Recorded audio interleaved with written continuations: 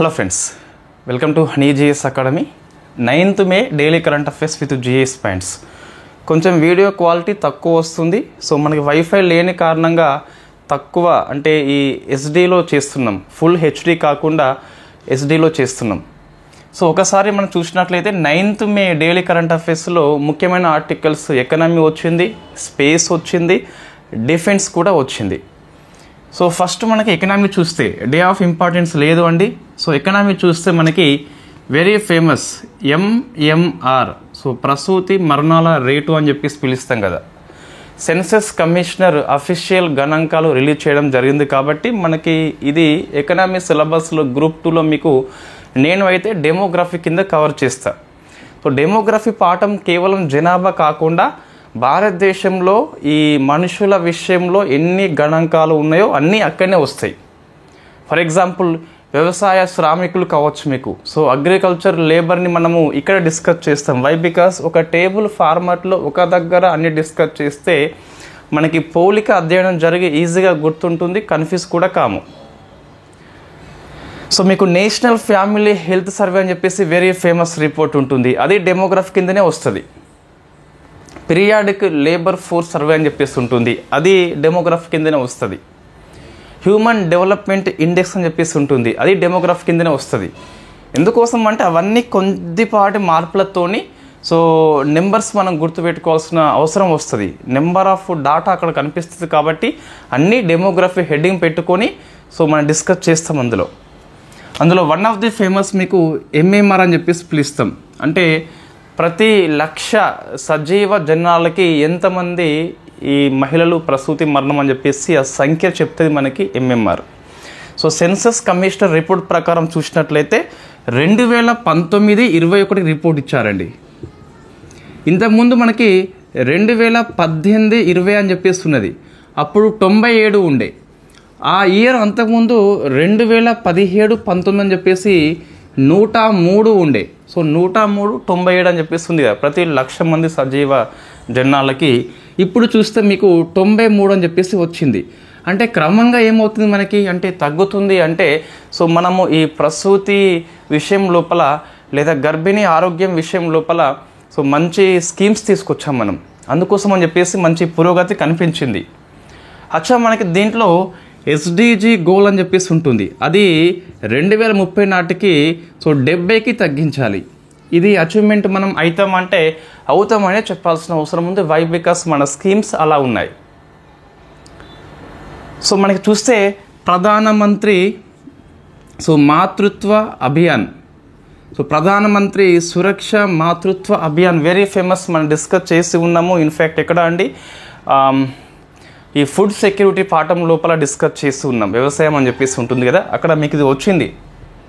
దాంతోపాటు జననీ సురక్ష యోజన, ఇది కూడా మీకు అక్కడే వచ్చింది. నెక్స్ట్ పోషణ్ అభియాన్, ఇది కూడా మీకు అక్కడే వచ్చింది. ఈ 3 స్కీమ్స్తో పాటు ఆయుష్మాన్ భారత్, సో ప్రధానమంత్రి జన్ ఆరోగ్య యోజన, ఇటువంటి స్కీమ్స్ మనం అమలు చేస్తున్నాం కాబట్టి సో ప్రసూతి మరణాల సంఖ్య భారతదేశం లోపల క్రమంగా తగ్గుతుందనే చెప్పాలి. సో వెరీ ఫేమస్ రిపోర్ట్ అండి. మీకు తెలుసు ఈ ఎంఎంఆర్ చాలాసార్లు మనకి ఎగ్జామ్లో వచ్చిందని చెప్పేసి, మళ్ళీ అప్డేట్స్ వచ్చినాయి కాబట్టి ఒకసారి మనం చూసుకోవాలి. ఇన్ఫ్యాక్ట్ ఈ అఫీషియల్ డేటా కాబట్టి ఎగ్జామ్లో తప్పనిసరిగా వస్తుంది. అయితే మన ఇండియా మంచి పురోగతి సాధిస్తుంది కదా, దీనికంటే ఎక్కువ పురోగతి కొన్ని రాష్ట్రాలు ఉన్నాయి, కొన్ని తక్కువ పురోగతి ఉన్నాయి. సో మనం ఫస్ట్ ఎక్కువ చూస్తే సో కేరళ అని చెప్పేసి కేవలం 20 అండి. ఇట్ ఈస్ ఫస్ట్ ప్లేస్, మీకు మంచి పురోగతి అచీవ్మెంట్ అయింది. నెక్స్ట్ సెకండ్ వచ్చేసి తెలంగాణ అండి. సో తెలంగాణ గుర్తుపెట్టుకోవాలి. ఇన్ఫ్యాక్ట్ ఇది 45 అని చెప్పేసి పిలుస్తాం, 45 అని చెప్పేసి ఉంది. అదే third place goes to Tamil Nadu అని చెప్పేసి 49 ప్లేస్ ఉంది. మనకు 3 సరిపోతాయండి, కేరళ, తెలంగాణ, తమిళనాడు. మనకు దాదాపుగా ఈ క్రమం మారలేదు. సో నెక్స్ట్ చూస్తే మరి అత్యధిక ప్రసూతి మరణాలు అంటే so in fact first place goes to Madhya Pradesh, second వచ్చేసి అస్సాం, సో థర్డ్ వచ్చేసి యూపీ, ఫోర్త్ ఏమో ఒడిషా అని చెప్పేసి ఉన్నది. సో కనీసం మనం 3 అవసరం కాబట్టి ఎంపీ, అస్సాం, యూపీ అని చెప్పేసి పిలుస్తాం.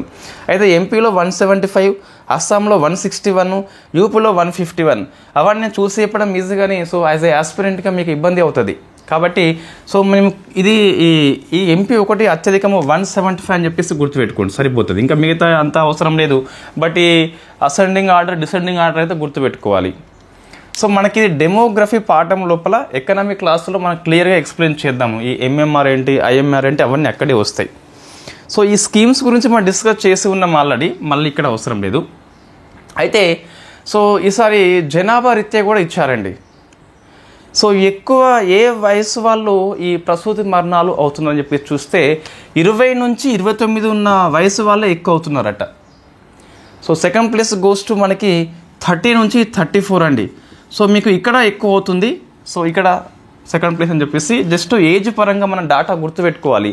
ఇంతకంటే ఎక్కువ వాళ్ళు ఇవ్వలేదు, అవసరం లేదు కూడా. సో మీకు అన్ని రాష్ట్రాలు ఇవ్వడం జరిగింది.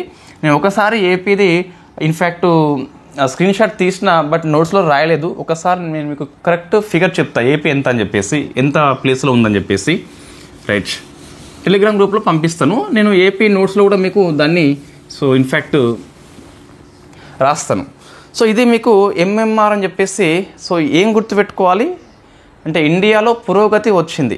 సో 93 ఫిగర్ గుర్తుపెట్టుకోవాలి. తెలంగాణ వాళ్ళు 45 గుర్తుపెట్టుకోవాలి. ఇండియాతో పోలిస్తే తెలంగాణ మరింత పురోగతి ఉందని చెప్పేసి గుర్తుపెట్టుకోవాలి.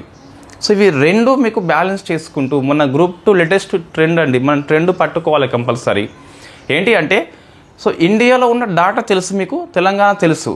వాళ్ళు డాటా ఇవ్వకుండా ఇండియాతో పోలిస్తే తెలంగాణ తక్కువ ఎక్కువ అని చెప్పేసి ఇవ్వడం జరుగుతుంది. సో అట్లా మనకి నోట్స్ అయితే ప్రిపేర్ చేయడం జరుగుతుంది.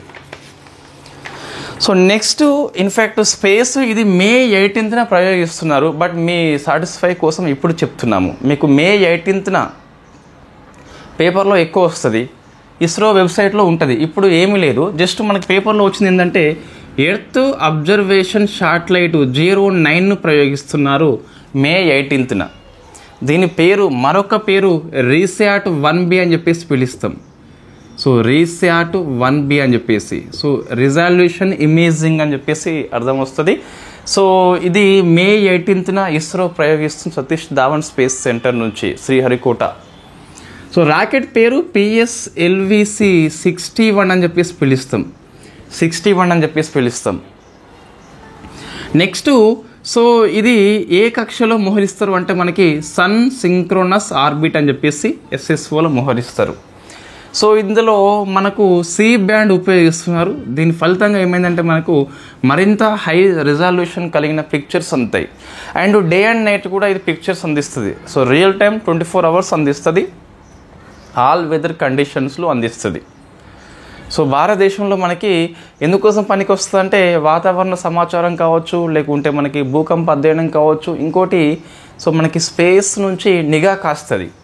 మనకి ఇండియా పాకిస్తాన్ ఆందోళన నేపథ్యం లోపల ఇటువంటి చాలా బాగా పనికి వస్తాయి. ఇవి నేరుగా మీకు ఎన్నికల్లో ఇవి ప్రచారం కోసం ఉపయోగపడవు కావచ్చు, కానీ సో మీకు రక్షణ దృష్ట్యా బాగా ఫేమస్ ఇది.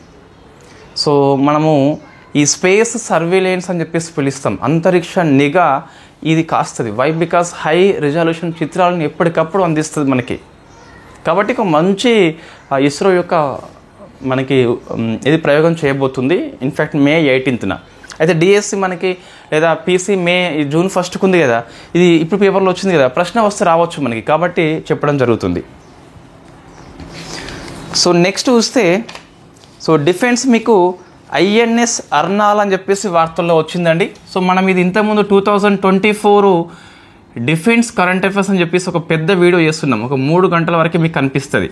అందులో మీకు ఈ INS అర్నాల్ అని చెప్పేసి సబ్మెరైన్ టాపిక్ లోపల డిస్కస్ చేసినాం. మీకు డిఫెన్స్ మీరు UPSC వరకు రాసినా కూడా అదే వీడియో అండి, జస్ట్ మీరు అప్డేట్స్ తీసుకోవాలి అంతే. ఇప్పుడు INS అర్నాల్ ఎందుకు వార్తల్లో వచ్చింది అంటే 24 ఇయర్లో వార్తల్లో ఉండే, అప్పుడు నిర్మాణంలో ఉండే, ఇప్పుడు నేవీకి అప్పగించడం జరిగింది. సో ఇండియన్ నేవీకి అప్పగించారు కాబట్టి మీకు వార్తల్లో వచ్చింది. సో కమిషన్ చేయడం జరిగింది. కమిషన్ మీన్స్ విధుల్లోకి తీసుకోవడం జరిగింది. సో ఏంటి INS అర్నాల్ అంటే దీన్ని garden reach ship builders engineers అని చెప్పేసి కోల్కత్తా, ఇది ప్రభుత్వ రంగ సంస్థ. కట్టుపల్లిలో ఉన్నటువంటి లార్సెన్ అండ్ టూబ్రో రెండు కలిపి నిర్మాణం చేసినాయి కాబట్టి పబ్లిక్ ప్రైవేట్ పార్ట్నర్షిప్ మోడ్లో దీన్ని నిర్మించారు. ఈ ఆప్షన్ మీకు కనిపిస్తుంది, ఇట్ ఈస్ కరెక్ట్ మీకు. సో ఇది మొత్తం మనము యాంటీ సబ్మెరైన్ వార్ఫేర్లో ఉపయోగిస్తాం. అంటే జలంతర్గామీలని ధ్వంసం చేస్తుంది. సో యాంటీ సబ్మెరైన్ వార్ఫేర్లో దీన్ని ఉపయోగిస్తాము. మొత్తం 8 నిర్మిస్తున్నాము. అందులో ఫస్ట్ మనకి అర్నాల్ అని చెప్పేసి పిలుస్తాం. సో దీని క్లాస్ కూడా మీకు అర్నాల క్లాసే వస్తుంది. Why? Because it is first కాబట్టి. మొత్తం 8 నిర్మిస్తున్నాం కదా, ఈ 8లో ఫస్ట్ అర్నాల కాబట్టి అర్నాల క్లాస్గా పిలుస్తాం. యాంటీ సబ్మెరైన్ వార్ఫేర్ లోపల ఇది బాగా పనికి వస్తుంది మనకు.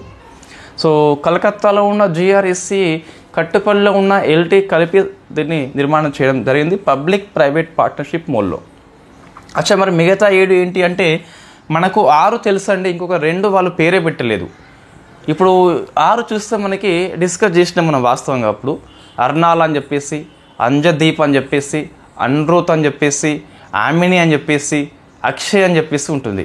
ఇవి మనం 6 తీసుకోవడం జరిగింది. ఇన్ఫ్యాక్ట్ నోట్స్ లోపల ఉన్నాయి మీకు. ఇది ఈ నోట్స్ అండి మీకు ఇది. సో మొత్తం మీకు ఇవి 6 ఈ డిఫెన్స్ కరెంట్ అఫైర్స్ 24 ఇయర్లో మీకు జరిగిన మొత్తం ఓన్లీ డిఫెన్స్ అండి ఇది. అయితే ఇది బేసిక్స్తో సహా ఉన్నది ఇక్కడ మీకు. సో మీరు APPS గ్రూప్ 2 రాస్తే ఆ నోట్స్ బాగా పనికి వస్తుంది. మనం 25 ఇయర్ కూడా అటువంటి నోట్స్ తీసుకొస్తాం. సేమ్ మళ్ళీ బేసిక్స్ రాస్తాం. ఎన్నిసార్లు అని మనం రాస్తూనే ఉంటాం. రాయడం మనకి బద్ధకం కాదు, ఇన్ఫ్యాక్ట్ ఇష్టం కూడా మీకోసం. సో కాబట్టి 25 ఇయర్ది మనం రాయబోతున్నాం. సో ఇన్ఫ్యాక్ట్ 6 మంత్స్కి ఒకసారి కూడా మీకు ఇప్పుడు 4 మంత్స్ క్లాస్ చేస్తున్నాం కదా, అది A to Z record apply చేస్తున్నాం. ఎందుకోసం అంటే సో ఇప్పుడు మనం పెద్ద క్లాస్ చేసి పొడిచేది ఇక్కడ ఏమీ లేదండి.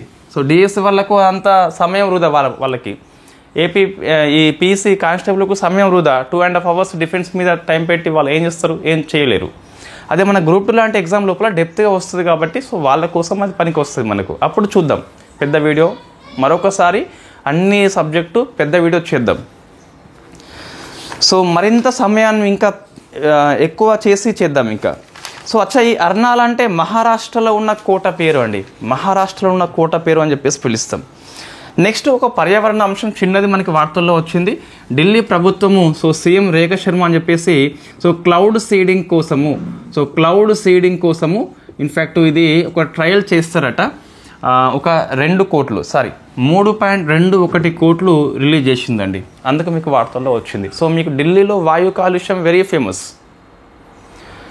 సో వాయు కాలుష్యం నివారణ కోసము క్లౌడ్ సీడింగ్ పనిచేస్తా అని చెప్పేసి IIT కాన్పూర్ అధ్యయనం చేసింది. IIT కాన్పూర్ ఆధ్వర్యం లోపల ఢిల్లీలో వాయు కాలుష్యం నివారణ కోసం అని చెప్పేసి ఈ క్లౌడ్ సీడింగ్ని కండక్ట్ చేస్తున్నారు. సో 3.21 కోట్లు మంజూరు చేయడం జరిగింది.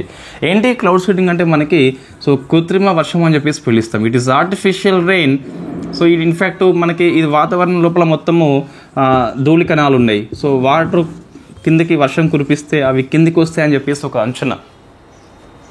There is no scientific evidence లేవు, బట్ ట్రై చేస్తున్నారు వాళ్ళు.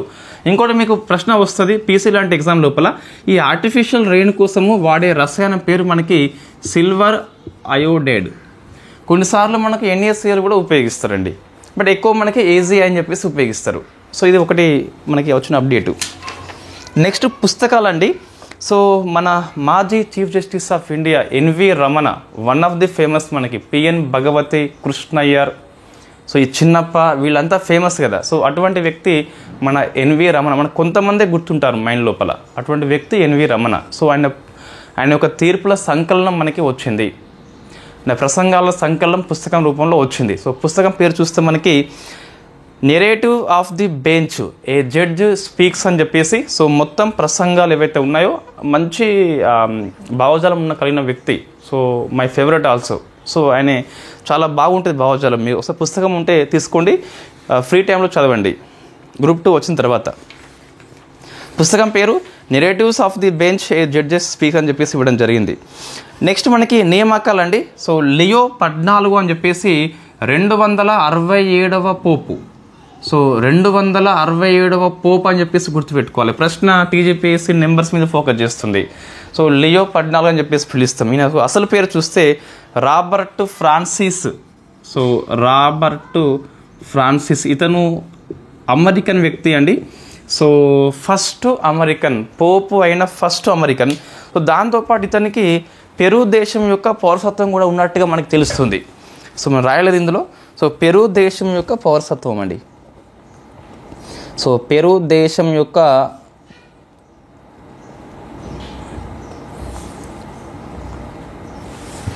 సో నెక్స్ట్ చూస్తే మనకి సో పర్సన్స్ అండి, ఈ ఆపరేషన్ సింధూర్ మనకి వార్తల్లో వచ్చింది. సో పాకిస్తాన్ వర్సెస్ ఇండియా నేపథ్యం లోపల, వర్సెస్ అని చెప్పేసి అనొద్దు, వై బికాస్ పాకిస్తాన్ చిన్న టుమ్రి మన ముంగట. వాస్తవంగా వాళ్ళు నేరుగా యుద్ధంలోకి దిగితే ఇండియా వితిన్ అవర్స్ లోపల పాకిస్తాన్ మొత్తం ధ్వంసం చేసి పడేస్తుంది. సో బట్ మనము ఆ సివిలియన్స్ గురించి కూడా ఆలోచిస్తాం కాబట్టి సో ఇన్ఫ్యాక్ట్ కొంచెం మనకి టైం పడుతుంది అంతే.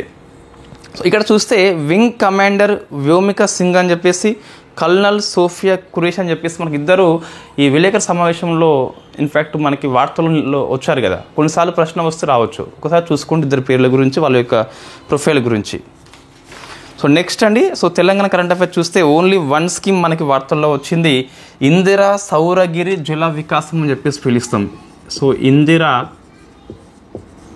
సౌరగిరి సో జల వికాసం అని చెప్పేసి పిలుస్తాం మనం. సో ఇది May 18th Nagur Kurnool district లోపల మన్ననూరు లోపల మన సీఎం గారు స్టార్ట్ చేస్తారు. సో దీని ద్వారా మనకి 2.10 లక్షల ఈ ట్రైబల్ ఫార్మర్స్ ఎవరైతే ఉన్నారో వాళ్ళ భూముల్లో సుమారుగా 6 లక్షల ఎకరాలకి సాగునీరు అందించాలి. అదే మనకి ఇందిరా సౌరగిరి జల వికాసం పిలుస్తాం, ఇందిరా సౌరగిరి జల వికాసం అని చెప్పేసి పిలుస్తాం. ఇన్ఫ్యాక్ట్ ఈ స్కీమ్ మనకి May 18th స్టార్ట్ కాబోతుంది. ఇది కరెంట్ అఫైర్స్ అండి. So thank you very much. ఇది May 9th. సో మళ్ళీ రేపు కరెంట్ అఫైర్స్ మనకి సో పెండింగ్ లేకుండా చేసే ప్రయత్నం చేద్దాం. Thank you very much.